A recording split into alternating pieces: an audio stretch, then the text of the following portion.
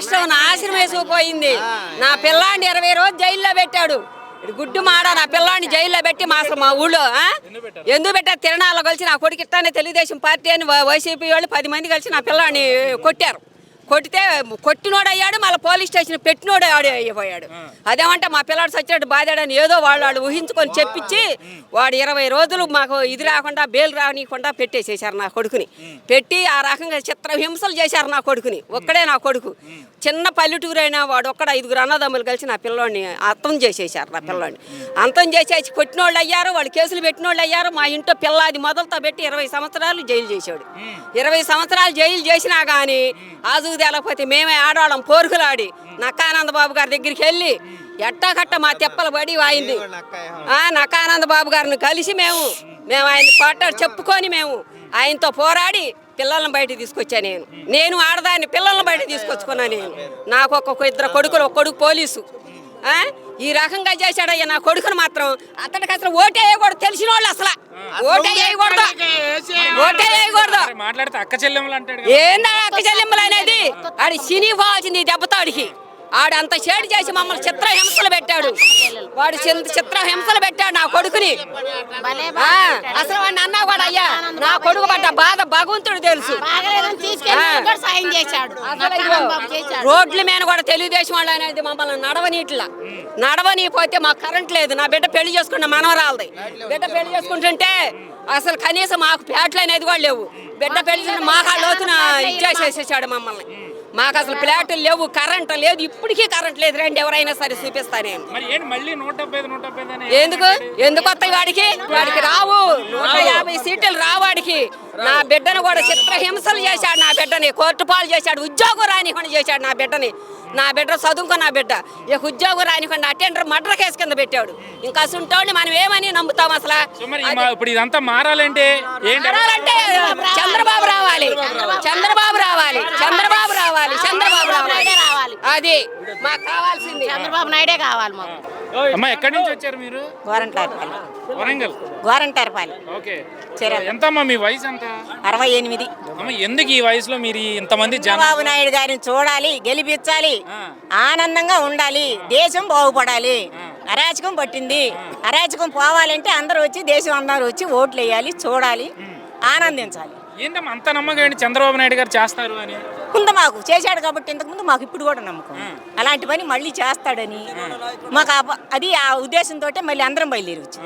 అది మాకు కావాలి. జగన్మోహన్ రెడ్డి చూస్తేనేమో 14 ఏళ్ళు చేసి చంద్రబాబు ఏమీ చేయలేదని చెప్తా ఉన్నాడు. ఆయన చెప్పుకుంటాడు, ఆయన పొగడతలు ఆయన చెప్పుకుంటాడు. ఇప్పుడు నేను చెప్పినట్టు ఆయన చెబుతాడు. కానీ మాకు ఉపయోగం లేదు కదా. మాకేం ఉపయోగం? మాకు కరెంటు 100 రూపాయలు వచ్చేది 500 వస్తుంది. మేమేడ తెచ్చి కడతాం?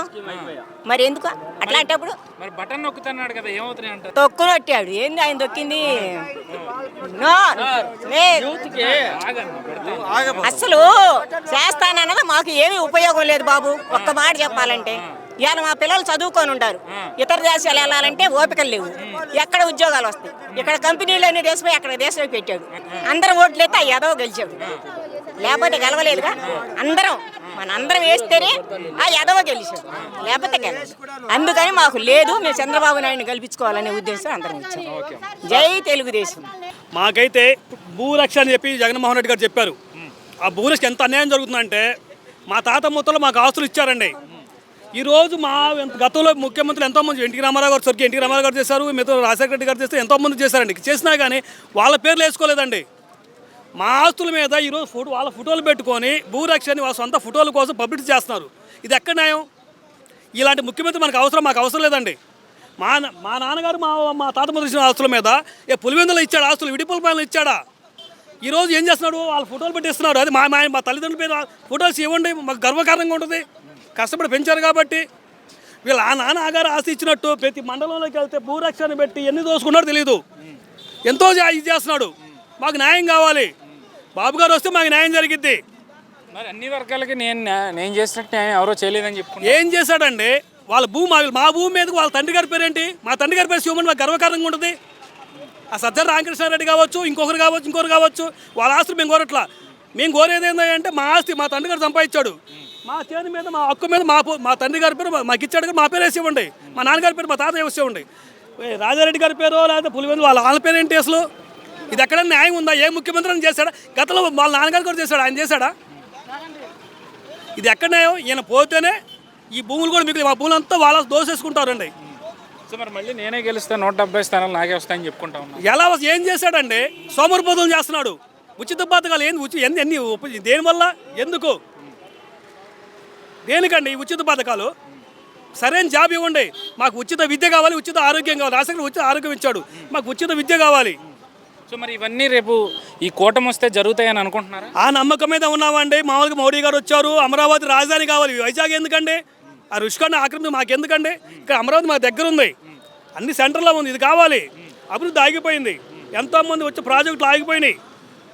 ఇది కావాలి.